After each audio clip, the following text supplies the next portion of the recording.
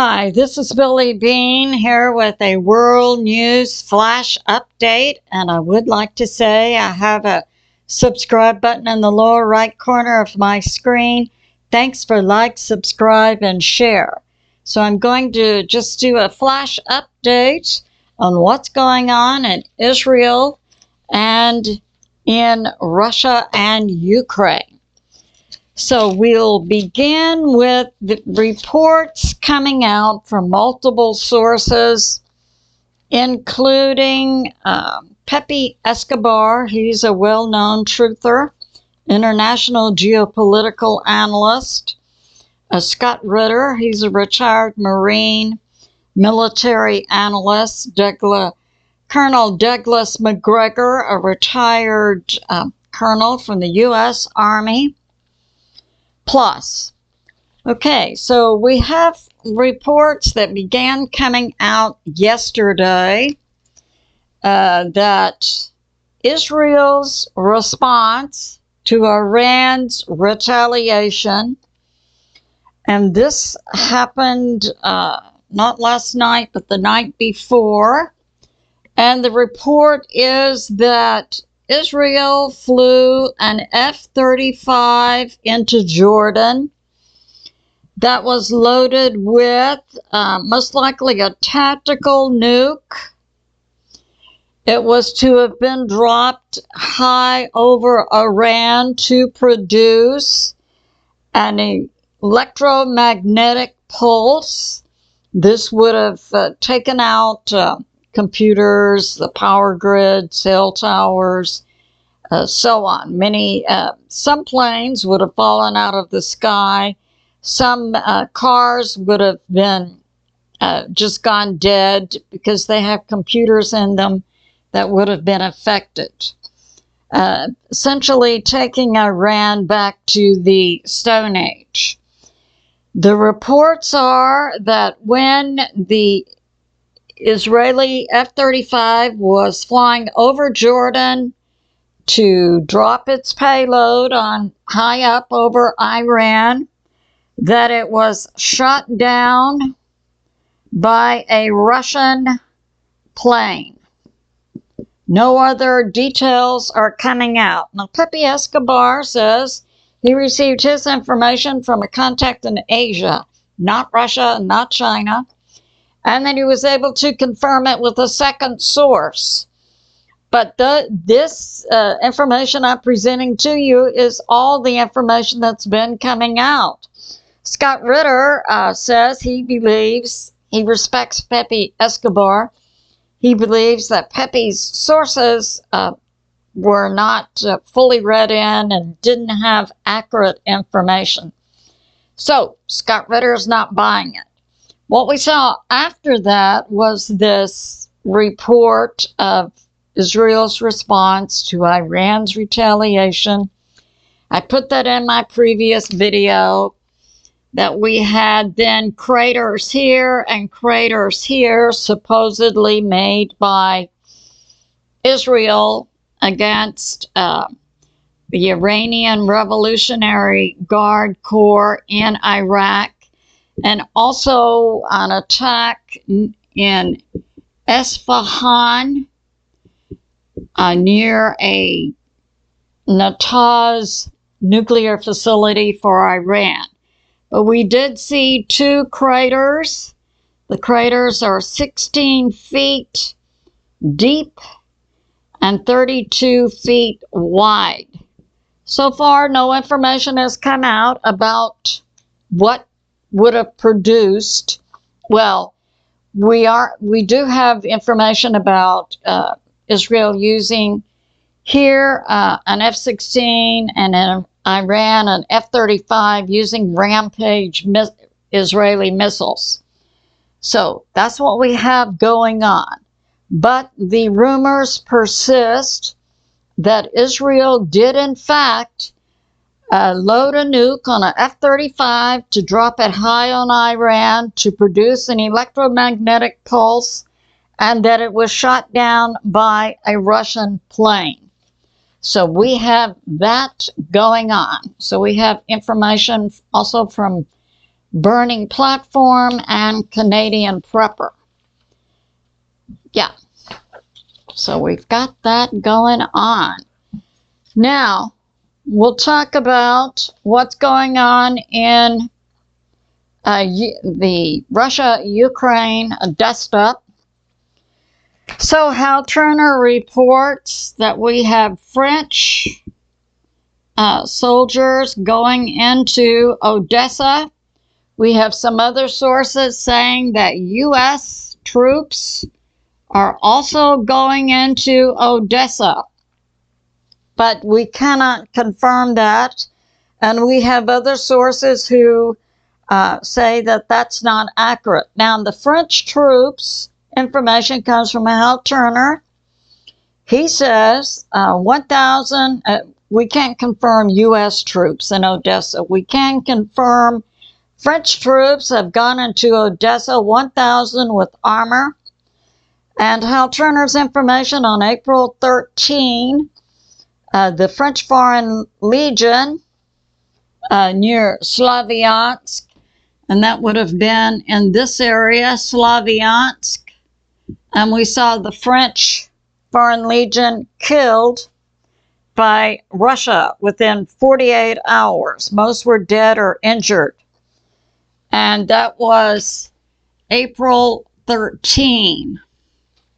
And then on April 20, we have Russia hitting a hotel near Dnipro, so right about here.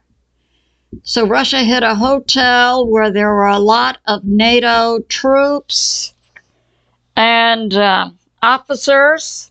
They had a direct hit to the building. Many were dead and injured. They were evacuated from planes and sources coming from Poland to Dnipro. So that happened. So we saw April 13, French Foreign Legion, and I believe that was about 1,000. Many were killed and injured. We saw on April 20, Russia hits a hotel and kills many more troops and NATO officers. And now today, the French troops are going in on April 21. That would have been yesterday. Many believe that they will not last more than 48 hours. So Macron, the leader of France, seems intent on diminishing the number of troops in the French troops. And we have this from New York Prepper, who says on the night of 4/21, that would have been last night, that President Putin was rushed to the Kremlin. And New York Prepper had video of it. So we have more information on that from Colonel Douglas MacGregor. Colonel Douglas MacGregor does confirm that President Putin late last night was rushed to the Kremlin. Colonel Douglas MacGregor does yet know what was the reason for rushing him to the Kremlin. Colonel Douglas MacGregor also confirms French troops in Odessa. He also is saying that U.S. troops are also in Odessa. For the U.S., it's the 101st Airborne, and then the French military troops. What Colonel Douglas MacGregor is confirming is that he has heard intel and rumors that French and U.S. troops are in Odessa. However, Colonel Douglas MacGregor has not been able to confirm that this is true, and he has a source inside Odessa who says, "We have not seen French troops nor U.S. troops." So this remains a rumor. And Colonel Douglas MacGregor's information was, if French and U.S. troops had gone into Odessa, they would have come from Romania. Now, Colonel Douglas MacGregor is confirming Russia and the number of troops they have currently fighting in Ukraine. Not waiting to get reserves, not rotating troops, but currently fighting inside Ukraine. Russia has 800,000 troops currently fighting inside Ukraine. And Ukraine, the number dead, according to Colonel Douglas MacGregor, 600,000, number wounded 1 to 2 million. So we see a Russian force that far outnumbers many militaries around the world. So we have that going on. And we have from War News 24/7. Okay, in Kharkiv, it's believed Russia is now penetrating beyond Avdiivka. That's something they took recently. And they are moving north and south. So Russia is taking all of this. They are now moving to the north and to the south. It's believed their next objective will be Odessa and Kharkiv. Russia, in the last few hours, has taken down the Kharkiv TV station. And they are moving into Kharkiv and also Sumy. That's the new offensive north, is both Kharkiv and Sumy. And on April 22nd, ANIA K, a journalist from Poland, reports Poland is to get U.S. nukes in Poland.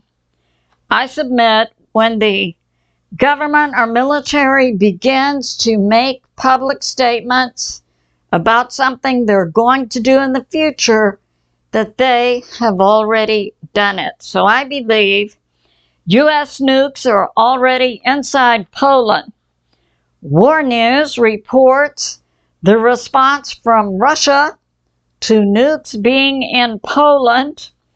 Russia will respond with military response if there are U.S. nukes in Poland.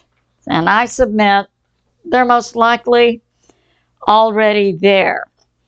And so from Hal Turner, Russia hits Kharkiv TV tower. And so there's no more transmissions coming from Kharkiv via TV. And we have this from War News 24/7. Russia surprises Ukraine when they move past Avdiivka. They're now going into Oretino. And the latest report I saw late this afternoon was they have already circled Oretino in this area. And so they are moving ahead with that. So this concludes my flash. I love you, and I'll see you soon.